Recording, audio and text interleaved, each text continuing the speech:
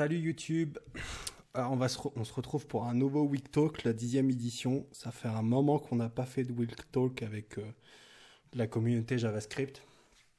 Et donc là, ce Week Talk, on va donc aborder les arbres syntaxiques, syntax tree, en JavaScript. Donc ça va être vraiment orienté JavaScript, autour de JavaScript. Et voilà, et nous on est avec plusieurs membres de la communauté qui peuvent parler dans le talk, qui poser des questions, etc. C'est interactif. Hop, focus sur la slide. Hop. Donc le sommaire, qu'est-ce qu'on va voir? Donc dans ce talk, on va parler donc on va découvrir qu'est-ce qu'un AST. Aussi, parce que je trouve que la question elle est intéressante à aborder, qu'est-ce qu'un CST? Donc on verra ça après. Donc à quoi ça sert, pourquoi on va vouloir éviter à tout prix les expressions régulières, parce que voilà, on va voir qu'elles ne sont pas suffisantes pour faire de la manipulation de code. Comment après donc lire et comprendre un AST donc en JavaScript, on verra, très orienté JavaScript. Et ensuite on fera un peu de pratique qui est de comment on traverse un AST, comment on génère du code avec un AST, et un petit exemple de comment on manipule, donc on traverse et manipule un AST pour manipuler du code, quoi. Alors, un AST. Donc un AST, en gros, c'est quoi? C'est donc Abstract Syntax Tree, c'est une syntaxe simplifiée du code source. Et l'objectif de l'AST, c'est qu'il va, ça va être une structure de notre code, mais vraiment simplifiée, qui va nous épargner tous les éléments de ponctuation, tout ce qui en fait va pas servir, enfin tous les éléments de parsing qui vont pas nous servir après coup. Donc on voit là, il y aura plus les espaces, les points-virgules, tout ça ne seront plus, c'est plus des éléments qu'on va avoir. Donc là on a un exemple, donc const foo égale 1 plus 2. Et donc on va voir, ça va nous donner cet arbre-là qui se lit de gauche à droite. Donc on a un premier bloc qui est variable déclaration, qui peut contenir un ou plusieurs déclarateurs. C'est-à-dire qu'on peut, en JavaScript, on peut faire une déclaration de plusieurs variables. Donc là, l'exemple, il n'y en a qu'une, mais on pourrait en avoir plusieurs. Donc un identifieur qui va être donc le mot-clé foo. Et à droite, l'initialisation du déclarateur qui va être, ici dans l'exemple, une binary expression avec un opérateur plus. Hello Tony, il vient de rejoindre. Et donc l'opérande de gauche qui est 1 et l'opérande de droite qui est 2. Voilà, littéral 1 et littéral 2. Donc voilà, en gros, on va travailler donc avec des arbres comme ça. En tout cas, en JavaScript, ça c'est la représentation qu'on en a en JavaScript, plus précisément. Mais au travers de différents langages, les AST peuvent être structurés de manière assez diverses et variées. Donc il n'y a pas forcément... Après, chacun fait un peu sa tambouille, quoi. Donc là, parlons un peu d'architecture d'un compilateur moderne, vite fait, parce que c'est important de savoir aussi à quel moment, en fait, on va avoir... à quel moment on récupère un AST dans toute cette... dans les étapes de compilation. Donc on va avoir... notre code au niveau sur la gauche et on va donc passer au travers d'un lexeur qui va nous retourner des tokens, et par la suite on va passer donc par un parseur qui va nous donner donc un syntax tree. On le verra juste après, il n'y en a pas forcément qu'un seul, ça dépend aussi de beaucoup des parseurs, de quel est l'objectif, de qu'est-ce qu'on souhaite avoir comme syntax tree. Enfin voilà, il n'y a pas forcément tout n'est pas uniforme, ça dépend vraiment de ce qu'on souhaite faire, mais c'est potentiellement à cette étape-là qu'on va se retrouver avec un AST entre les mains, si on souhaite faire de l'analyse ou de la manipulation. Évidemment, le reste, pour la compilation, qui va partir sur un translator, donc pour faire du bytecode, et puis après un interpréteur, qui va nous générer du native code. Encore une fois, c'est assez abstrait, parce qu'après ça dépend beaucoup de... tout ça, c'est pris d'une source. Je vous enverrai les slides d'un excellent talk qui a été donné il n'y a pas si longtemps que ça. Donc j'ai repris cet exemple-là parce que je l'ai trouvé cool. Voilà, donc ça c'est un talk et je vous conseille d'aller le voir. Il est plutôt cool. Ça parle d'AST aussi. Donc tout à l'heure, je parlais de CST, en fait, en fait c'est Concrete Syntax Tree. Je trouvais intéressant d'aller voir ça parce qu'en gros, un CST, c'est quoi? En fait, c'est l'inverse de l'AST. C'est comme c'est un syntax tree, mais où on va conserver les espaces, la ponctuation, les commentaires, etc. Et notamment là, comme la petite description que j'ai mis, et un projet qui est une implémentation de CST en JavaScript. C'est ultra utile du coup pour les linters. En fait, un linter, forcément, lui, il est obligé de conserver ces éléments-là, alors que typiquement dans un AST, nous, on va virer tout ça parce qu'en fait, ça nous sert strictement à rien pour les analyses qu'on souhaite faire. Ou potentiellement, on va utiliser d'autres outils à côté qui vont recoller en fait un tas d'informations. Mais en tout cas, dans notre analyse, nous, on va se passer d'espace de ponctuation, en fait, vraiment tout ce qui nous intéresse pas, quoi. Donc voilà, je trouvais la notion intéressante à aller voir, etc. et à étudier parce que en fonction de ce que vous voulez faire ou si vous avez un projet, c'est important aussi de savoir éventuellement le type d'arbre que vous voulez produire et les informations que vous voulez conserver. Et ça va pas y avoir les mêmes implications, quoi. Alors, pourquoi faire? À quoi ça nous sert? Donc, ça va nous servir à analyser du code, comme dans le projet que je code, JX-Ray, où en fait, on va analyser des fichiers, donc des codes JavaScript, et on va aller chercher des informations dans les codes. Tout un ensemble, hein, qu'est-ce qui require, tout un tas d'informations. Pour générer ou transformer du code. Donc là, il y a plein d'exemples. Il y a beaucoup dans l'écosystème, que ce soit les Babel, JSInt, ESLint, Webpack, etc. La plupart fonctionnent à travers, en utilisant des AST ou des choses similaires. En tout cas, avec voilà, des syntax trees. Et éventuellement, des compilateurs source à source. J'ai mis TypeScript en exemple, hein, de compilateur source à source, mais s'il y en a qui veulent créer quelque chose, c'est un bon moyen aussi de faire ça, quoi. Et étendre les fonctionnalités de JavaScript comme JSX. Alors ça, je le reprends d'un talk. Moi, j'ai pas fait beaucoup de JSX, donc c'est dans ce talk-là que j'ai forward aussi, qui est très intéressant. Mais vu que j'en ai pas fait, je l'ai quand même mis parce que c'était intéressant. C'était un des points qui était noté. Je suppose que c'est vrai, voilà, mais en tout cas, voilà, étendre en fait les fonctionnalités de JavaScript même assez simplement avec un AST, quoi.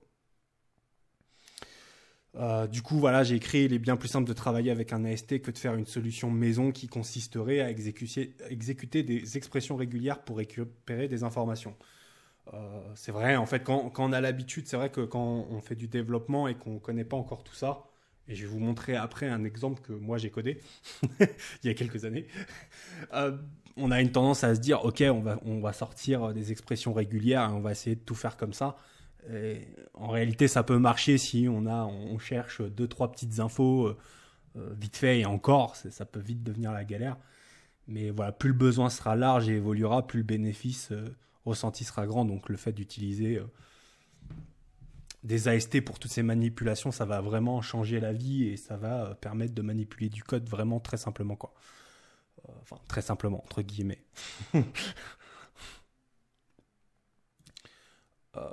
Voilà, j'avais mis le petit screenshot d'arrière-fond qui était un des trucs que j'avais fait, notamment pour récupérer...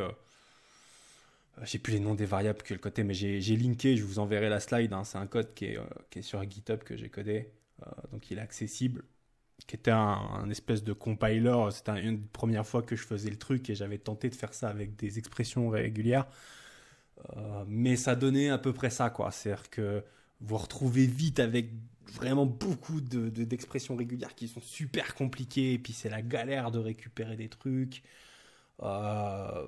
Bref, de manière générale, c'est pas forcément une très bonne idée de partir avec des expressions régulières dans ce genre de cas quand on a envie de faire de la manipulation de code, etc. Surtout qu'il y a un tas de choses qui vont être monstrueusement difficiles à gérer, comme les espaces, justement tout ce qui est un peu ce qu'on n'a pas forcément envie de se prendre la tête à gérer, quoi. Alors, comment lire et comprendre un AST? Donc justement, ce qu'on va voir, nous on va se baser principalement sur une spécification qui est ES-Tree, qui va donc définir en fait comment est notre arbre AST. Et on va utiliser justement un outil qui est astexplorer.net pour voir tout ça. Donc voilà, donc là je suis sur astexplorer.net, c'est un outil qui est vraiment cool parce que je vais pouvoir taper du code à gauche et il va m'afficher l'équivalent AST à droite. Donc par défaut, on a déjà un premier node qui est là, qui est un programme, tout simplement, qui va définir quelle est la source type de notre projet. Donc en l'occurrence, il existe script ou module. C'est les deux existants. Et le body qui va contenir tous les éléments quand on va les coder au fur et à mesure. Ça va se rajouter à notre body. Donc là, typiquement, je peux refaire ce qu'on a fait tout à l'heure. Donc je peux taper const foo égale 1 plus 2.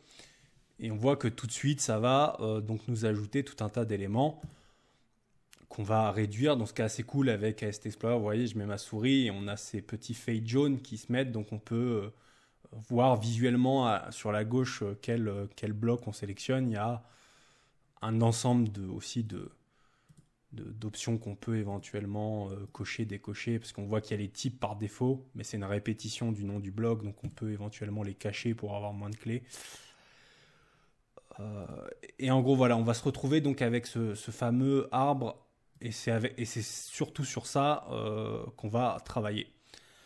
Alors par défaut, ça peut faire un petit peu peur, en tout cas quand on commence, c'est ce qui est vraiment impressionnant. Là, vous voyez, on a à peine codé vraiment un truc bidon, quoi.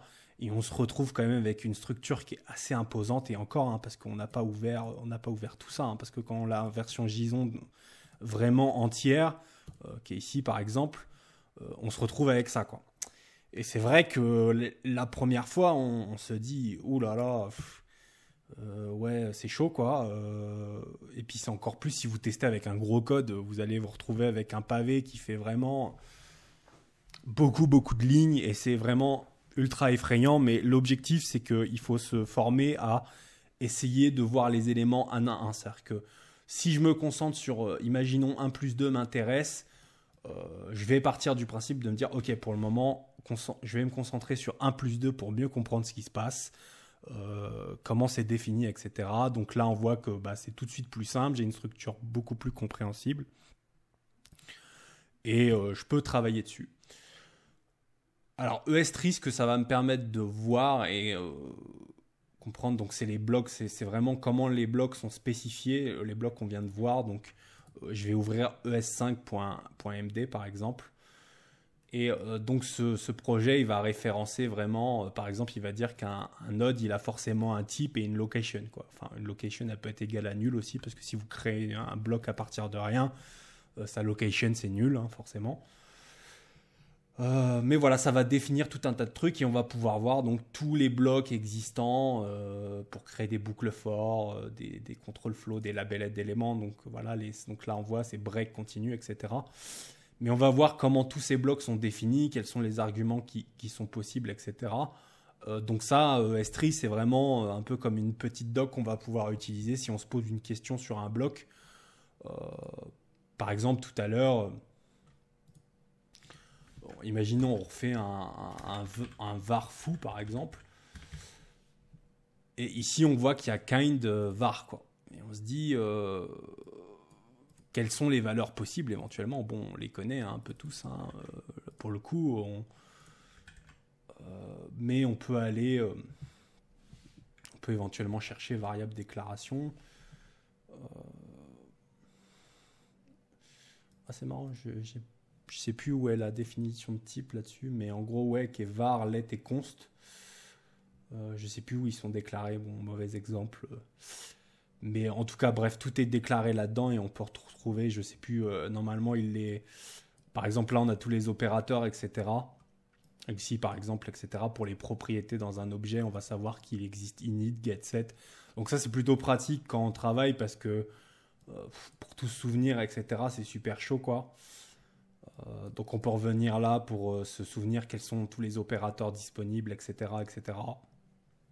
Voilà, logical opérateur. Des fois aussi on peut apprendre des choses. C'est vrai que, par exemple, bon, moi, quand j'avais commencé à travailler dessus, je me disais, ah putain, j'avais pas trop en tête que typeof, void et delete, en fait, c'était des opérateurs. Enfin, en tout cas, ils sont considérés en tant que tels.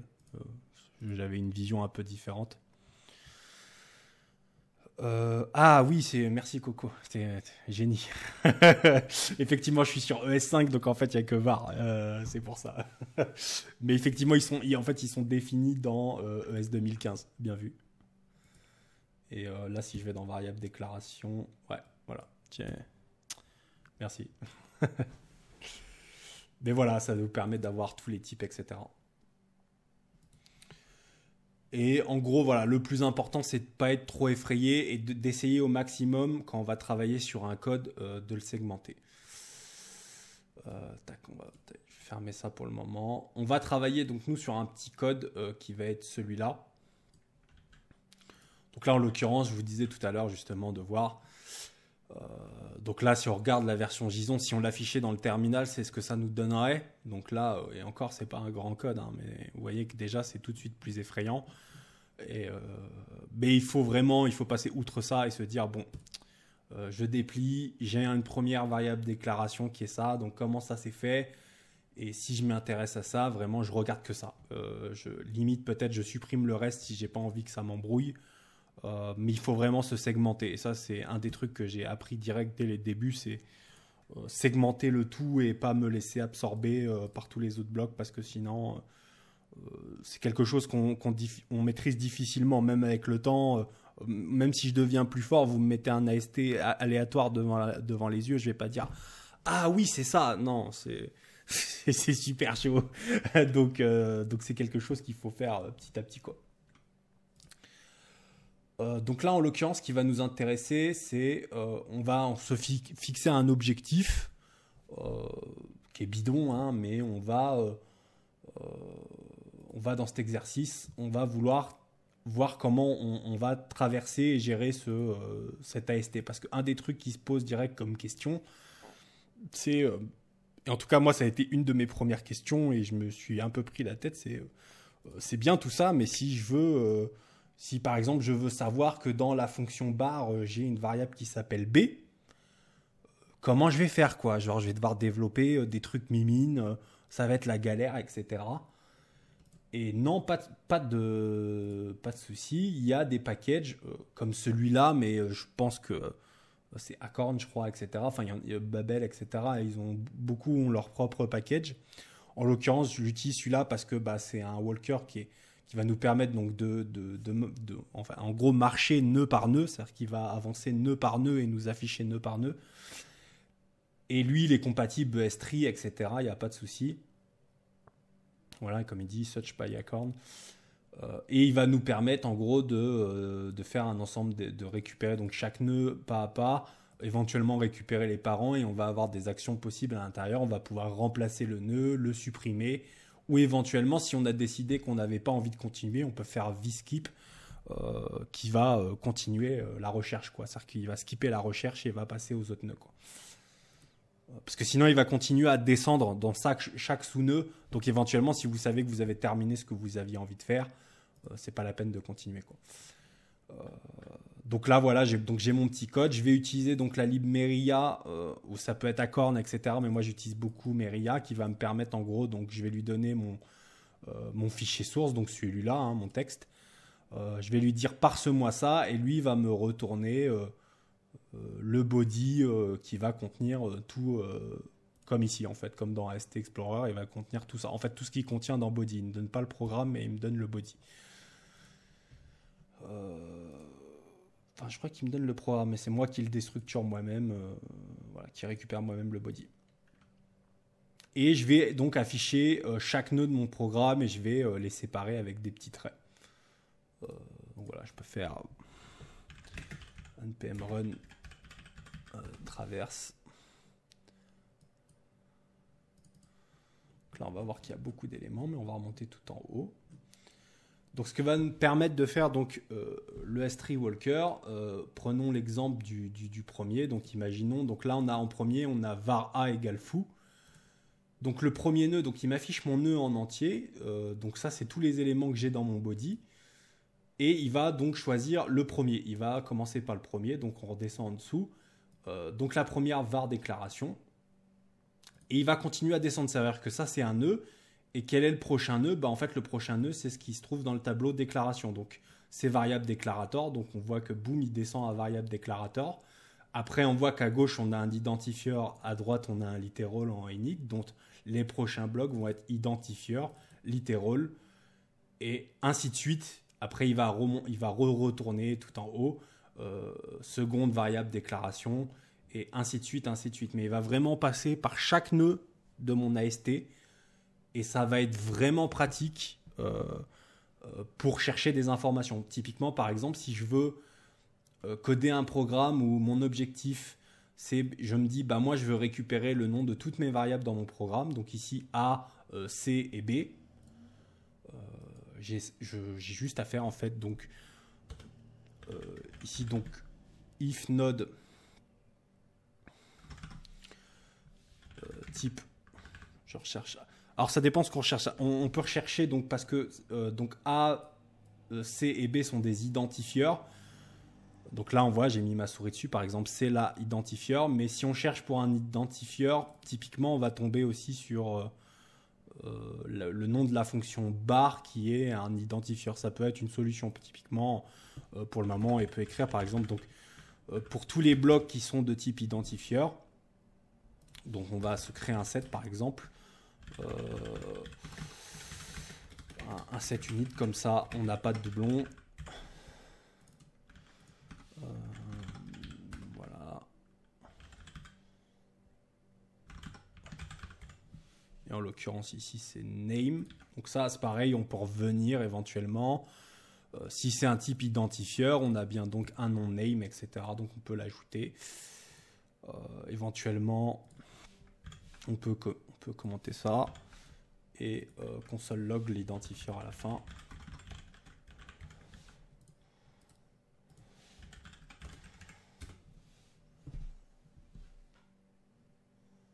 Voilà. Et on voit tout ce... Voilà, en l'occurrence, on voit que, effectivement, j'y avais pas pensé, mais symbole, c'est un identifieur aussi. Et on a le console et le log, en fait, qui sont aussi des identifieurs. Parce que si on regarde, voilà, quand c'est fait, voilà, à chaque fois, on voit qu'il y a des identifieurs. Si éventuellement, on voudrait que des identifieurs... justement dans des déclarations de variables, on chercherait du coup plutôt un variable déclarator. Mince, tous les blocs de type variable déclarator et on garderait donc est-ce que l'ID c'est un identifieur? Si oui, alors on ajoute notre identifieur et à partir de là, du coup, on pourrait récupérer A, C et B. Voilà, en gros. Pour un exemple vraiment simpliste, ça nous permet de faire ça. Et évidemment, après, si vous voulez voir un peu à quoi ça ressemble de manière... même si je ne suis pas ultra fan du code que j'ai en ce moment, parce que il dit un peu... Enfin, voilà, je l'ai fait au fur et à mesure et ça devient un peu le bordel. Mais vous pouvez vite terminer, en gros, avec... donc voilà, on se retrouve dans notre node et on se retrouve à faire tout un tas de vérification en fonction du type, du node, etc., etc. Et je suis pas trop fan de ça parce que évidemment ça scale pas, il faut que je refactor. Mais voilà. Mais en tout cas, ça permet assez simplement quand même d'aller, là on l'a vu quand même avec les variables, d'assez simplement aller récupérer un tas d'informations sans galérer à faire des expressions régulières, quoi. On se retrouve avec des codes plutôt simples. Donc deuxième exemple qu'on va voir, on fait un petit peu au fur et à mesure. Donc le deuxième exemple, c'est de voir, donc utiliser la librairie que j'ai créée moi qui me permet de créer des blocs ES-Tree. Donc ces blocs ES-Tree, c'est ceux qui sont disponibles dans la lib ES-Tree. Ouais, j'utilise un générateur parce que je trouve ça plus propre. En fait, ça me permet de faire ça derrière plutôt que de push dans un tableau. En fait, je trouve ça mieux de yield dans une fonction. C'est une préférence personnelle. Je trouve ça un peu mieux à l'écriture. Voilà. Mais en tout cas, on va avoir... Donc ça, c'est tout ce qui est disponible dans ES-Tree et qu'on va pouvoir recréer à la main. Donc typiquement, là, j'ai un petit exemple qui est donc ce code-là qui va nous permettre de générer en fait un console log. Donc, je vais Hop, mpn run generate. Et il devrait m'afficher mon code. Voilà. Il va m'afficher donc le code qui a été généré. C'est un console log 10. Hop. Donc voilà, en gros, je fais un yield expression statement. Donc l'expression statement, c'est ce qui va me permettre en gros de définir que j'ai un statement, une ligne, donc ça va me rajouter le point virgule. Sinon, en fait, c'est juste une expression et on peut continuer l'expression. Donc voilà, ça va me permettre de créer ça. Et je vais utiliser une fonction que j'ai créée parce que le but de ma librairie, c'est de simplifier certaines choses. Mais typiquement, voilà, j'ai recréé une fonction de log assez simplissime. Et ça, comment je l'ai recréé? Soit vous pouvez le recréer tout simplement en regardant vous-même, en vous disant je tape console.log ici et comment je suis censé faire ça. Alors ça, c'est une des parties qui est un peu complexe à faire parce que en fait, c'est un enchevêtrement de plusieurs éléments qui sont des fois un peu galères, quoi. Bon, là, ça va encore, mais typiquement, vous voyez, si je commence à faire des trucs comme ça,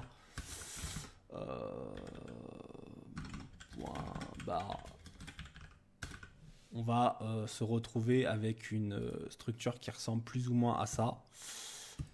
Et vous voyez là, ça devient tout de suite un peu plus coton à générer. Et c'est un des premiers trucs que j'ai vu. Je me suis dit, il faut vraiment que je sorte une fonction qui permette de générer ça beaucoup plus simplement. Et c'est ce que me permet de faire des méthodes comme AutoChain et str. C'est en gros, il va constituer pour vous l'appel. Donc là, je lui dis, tu me crées en gros, ça va créer un enchaînement de member expression de console log.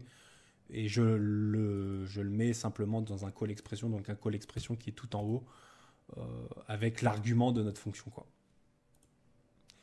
Et éventuellement, il y a une autre méthode qui est aussi possible avec ma méthode. Vous pouvez mettre des parenthèses ici. C'est une petite regex que j'ai fait en arrière-fond. Quand il détecte les parenthèses, en gros, vous pouvez passer un argument qui est log et il va mettre les arguments en body de l'appel de fonction, quoi. Donc ça me permet de générer des choses comme ça, ou voire même encore plus compliqué, de créer des patterns comme ça, de mettre des arguments pour log, de mettre des arguments pour test.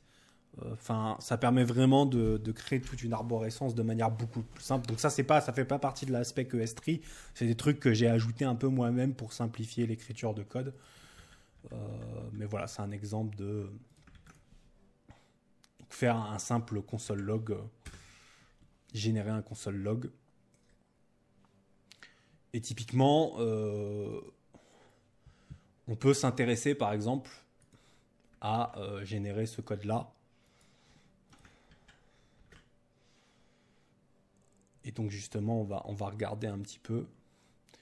Donc là, on voit qu'on a donc on va faire les choses étape par étape, hein. Par exemple, on a une fonction de déclaration ici. Donc je peux revenir dans mon programme. Donc là, je suis simplement, donc on a vu fonction déclaration qui va prendre un ID. Donc l'identifieur, c'est le nom de la fonction. Donc ici, on veut un identifieur et son nom, c'est add. Je vais un peu enlever une 8, voilà, hop. Donc après ça prend un objet ici parce que j'ai voulu ça, parce que en fait il y a des trucs qui prennent 80 000 arguments. Donc async, non, on veut pas que ce soit une fonction asynchrone, on veut pas que ce soit un générateur. Les paramètres, oui, on va en avoir. Et le body, ça va être ce qu'il y a à l'intérieur de ma fonction. Qu'est-ce qu'il me dit? Oui, c'est parce qu'il est vide. Donc là, je vais m'intéresser. Je ne sais pas comment on fait ça. Alors, voyons voir. Param. Donc, il me dit...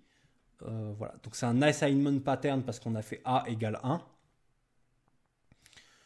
1. Donc, OK. On va donc faire un assignment pattern en param. Donc, ici, on fait ES3 assignment pattern. Et donc, on a bien donc, un left, un right. Donc, on regarde le left, c'est un identifieur. Identifieur, c'est quoi? C'est A. Donc là, c'est pareil. on se laisse guider, identifieur A, et à droite, il me semble que c'est un literal qui est égal à 1. Si je dis pas de bêtises. Ouais. Et déjà, on peut... Juste faut que je... Je sais pas pourquoi il me fait chier avec ça. Et... Normalement, ça prend les tableaux vides.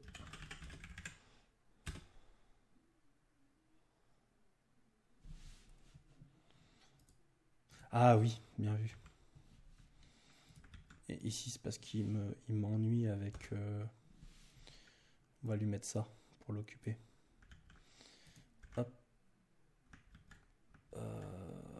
Non, il déconne toujours.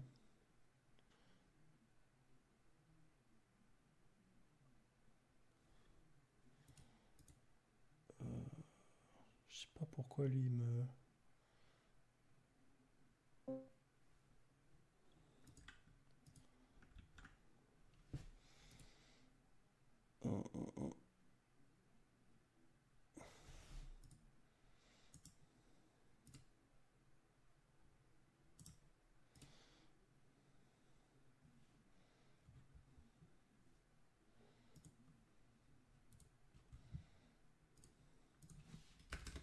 Je vais tenter un truc pour le moment.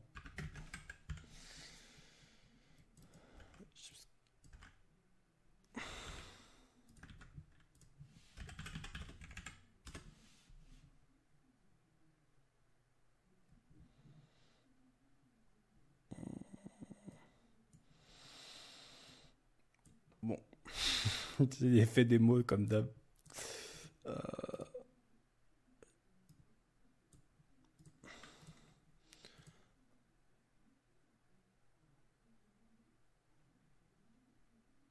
J'ai l'impression qu'il veut pas. Soit c'est le tableau vide, soit il y a un problème dans la déclaration de ma fonction. Dans la façon dont je l'ai codé, il y a peut-être un souci.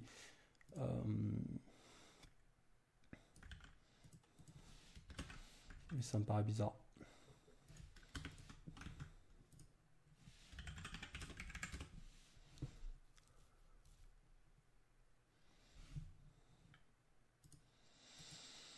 Bon, tant pis. Mais en gros, c'est censé être comme ça. Mais quand il n'y a pas de problème, en fait, on a juste à suivre.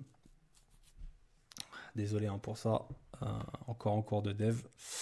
Mais en théorie, voilà, on a juste à suivre les blocs ES3. Et en fait, ça, on peut générer le code comme on le souhaite, quoi.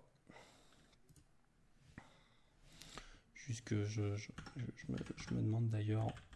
Ah, oh.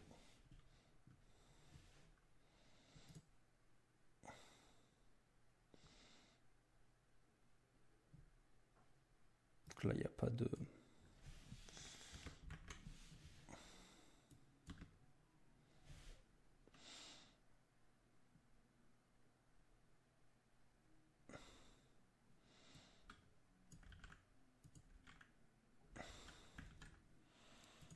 Ouais, il y a quelque chose qui va pas dans...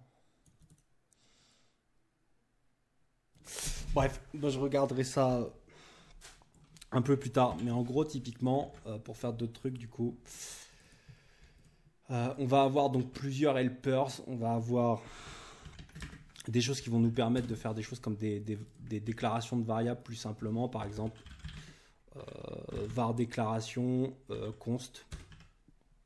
Et ici, on va pouvoir directement mettre par exemple foo et une déclaration de variable. Imaginons s3 literal de 10. Hop.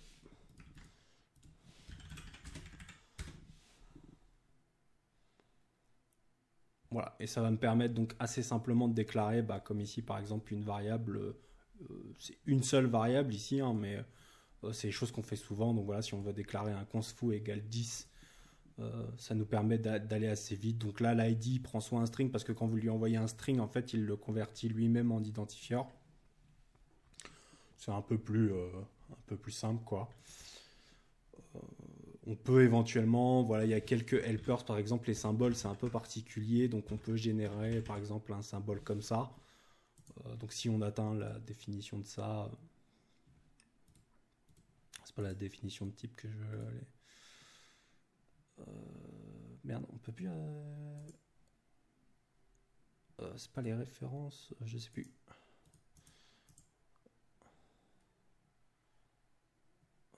Merde. Mais en gros, ça c'est un call expression d'un symbole. C'est pas comme une vraie primitive en gros. Et voilà, ça me permet de générer un symbole assez simplement. Idem, il y a d'autres choses comme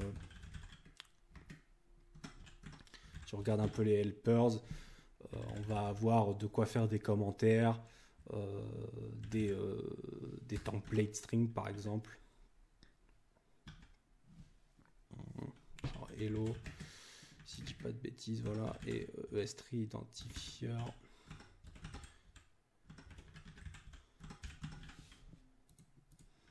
Ça c'est pour faire des templates.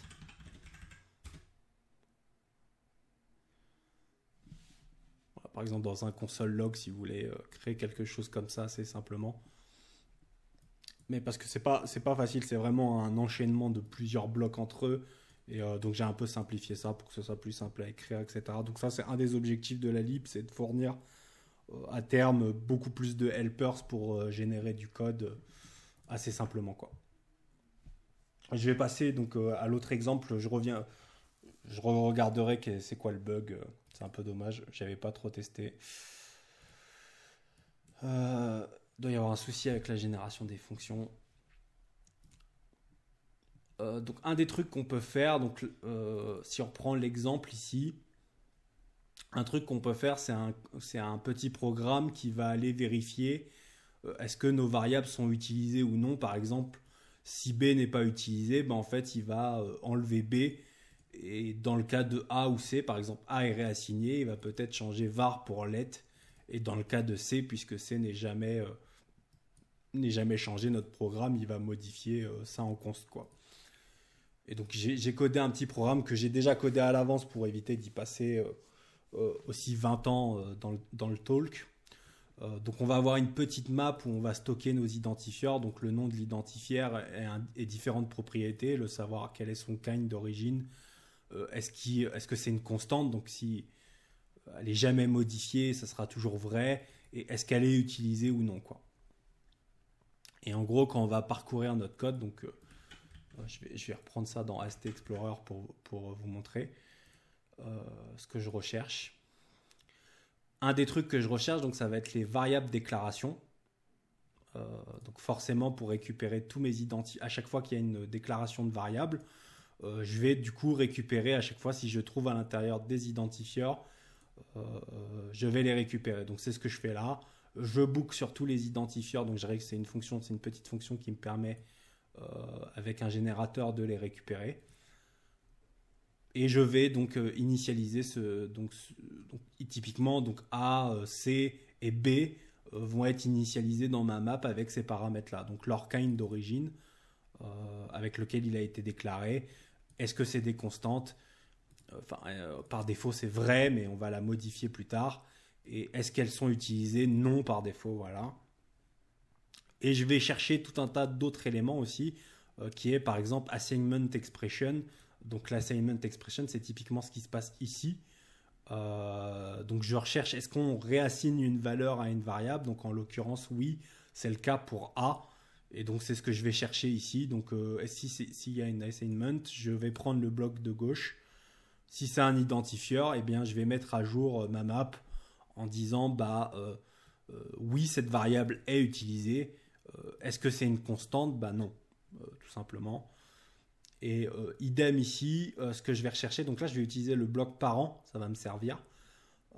Je vais chercher tous les blocs identifieurs qui sont dans un parent qui n'est pas un déclarateur. Donc en fait, ce que je recherche, ce n'est pas ça. En fait, je ne recherche pas un identifieur ici. Je ne veux pas que son parent ce soit lui. Mais typiquement, je m'intéresse à E. Je cherche E, un identifieur qui fait partie d'un bloc X ou Y, n'importe, pour savoir, en fait, pour tout simplement définir, oui, en fait, la variable est utilisée quelque part, elle est renseignée. Bon, c'est pas parfait parce que ça prend pas en compte, par exemple, ça pourrait être une autre nom de variable dans un autre scope, etc. Mais on rentre pas jusqu'à ce niveau de détail, évidemment, parce que ça demanderait beaucoup plus de travail et beaucoup plus d'investissement par rapport à ça. Et c'est juste pour l'exemple, dans un petit script qui est plutôt simple. Et donc, on va récupérer donc toutes ces informations-là. On va les loguer, les informations, etc. Et on va faire une nouvelle boucle. Donc là, en l'occurrence, je suis obligé de repasser 2 fois. Et dans ce deuxième code, ce que je vais faire, c'est qu'à chaque fois que que je recroise une déclaration, donc là, je dis tout ce qui n'est pas une variable déclaration, je m'en fous, tu return. Et à chaque fois que je trouve une variable déclaration, je vais regarder tous les identifieurs et je vais définir est-ce qu'ils sont utilisés. Donc là, je regarde s'il y en a plusieurs notamment. Et si c'est le cas, je vais éventuellement redéfinir est-ce que c'est un const, est-ce que c'est un let. Si ça a succès, je fais un skip, c'est-à-dire qu'on n'a pas besoin de continuer. Et dans le cas contraire, si rien n'est utilisé dans la ligne, je vais lui dire enlève-moi ce bloc, puisque de toute façon, il ne sert à rien. Et typiquement, ce que ça me permet donc de faire, c'est que si on regarde, je vais faire un npm run update. Donc là, si on reprend le code ici, hop. Donc la première run, ce qu'il nous a fait, c'est qu'on a la variable a, il nous dit son kind d'origine c'était var. Est-ce que c'est un const? Non, parce que on a réassigné 10 dessus. Oui, elle est utilisée. Le C, voilà, pareil, const true parce qu'on l'a jamais réassigné. Elle est utilisée, oui. Néanmoins, B, on voit que B, const true, néanmoins, elle n'est pas utilisée. Et le code qui a été régénéré derrière, on le voit ici, a fait les modifications que j'ai demandé, qui est de changer lui en let. Il a mis un const ici puisque C n'est jamais réassigné. Et voilà, il a viré B au début de la fonction puisque B est inutile. Et on pourrait typiquement, si j'ai pas trop fait n'importe quoi, ajouter une nouvelle ligne, relancer. Voilà, on voit qu'on a bien les nouvelles variables qui se sont ajoutées à l'analyse, mais elles ont quand même été enlevées.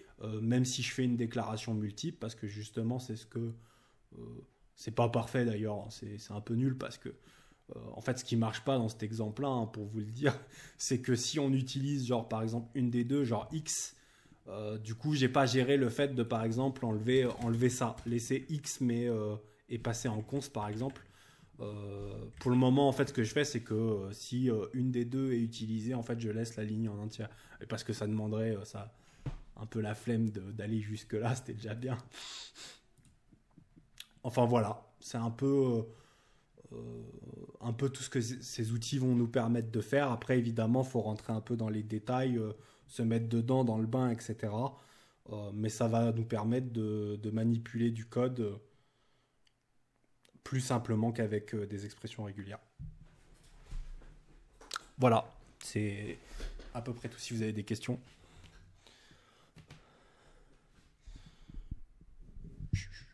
Non, pas de questions. Ouais, Peut-être... moi j'ai une petite. Ah, Ouais. Vas-y. Ouais, vas-y. Ange. Ouais. Toi, tu as eu du coup des cas d'usage comme. Tu peux nous parler, peut-être tu l'as dit au début, parce que je suis arrivé avec 5 minutes de retard. Ouais, alors j'ai parlé effectivement dans le cas de la détection, j'ai montré un petit peu JS X-Ray, en fait c'est ce qui est utilisé dans NodeSecure quand il y a une analyse qui est lancée. Donc par exemple ici on a un code JavaScript qui est ça, et si on lance l'analyse, il va réussir. Moi ce que je vais chercher en fait c'est tous les requires, etc. Et je vais retourner un ensemble d'informations qui est là on a dans ce fichier on a HTTP, on a crypto, on a utils et on a fs. Et en fait, la petite particularité, tu vois, c'est que je traque même, par exemple, ici, tu as créé une variable et tu as require ta variable. Et moi, en fait, j'ai fait tout un tas de code qui va traquer tout ça pour récupérer, en fait, un maximum d'infos parce qu'il y a dans des fichiers, quelquefois, il y a les développeurs, ils vont, pour X ou Y raison, mettre la lib qu'ils vont require dans un nom de variable, ou etc. Ou typiquement, un cas fréquent, les gens qui font un peu les pirates ou dans les cas d'attaque, ça c'est un pattern régulier. Les gens ils vont utiliser des buffer from. Donc là c'est FS, ça c'est FS en valeur exa, qui vont tout string, mais du coup tu vois visuellement, tu vois pas que c'est FS, tu vois. Et potentiellement personne, enfin c'est pour éviter que tu puisses savoir que c'est FS, mais en tout cas vu qu'il y a tout un tas de patterns qui sont connus, moi en fait je vais identifier tout ça, ce qui est très loin d'être facile. Ça m'a pris des mois, tu vois, à l'époque. Tout le monde avait un peu suivi sur la communauté. Le temps que je progresse, ça m'a pris des mois et des mois, le temps d'arriver à ça, peut-être même une année si j'ai bon souvenir. Parce que le temps, c'était un des objectifs au début. On s'est dit, waouh, enfin, moi c'était un de mes objectifs. Je me suis dit, ce serait super cool d'arriver à faire ça. Et j'ai réussi à faire ça. Bon, après, c'est pas parfait, hein, évidemment, mais en tout cas, tout un tas de patterns assez connus. Tu peux les identifier et en termes de code, c'est beaucoup plus simple à maintenir, de prévoir plus de cas, etc. Tu vas aller plus loin. Après, pour la génération de code, en gros, nous, dans Slimayo, que je retrouve vite fait, en gros, on veut proposer par le biais de notre CLI que les développeurs puissent générer des add-ons, tu vois.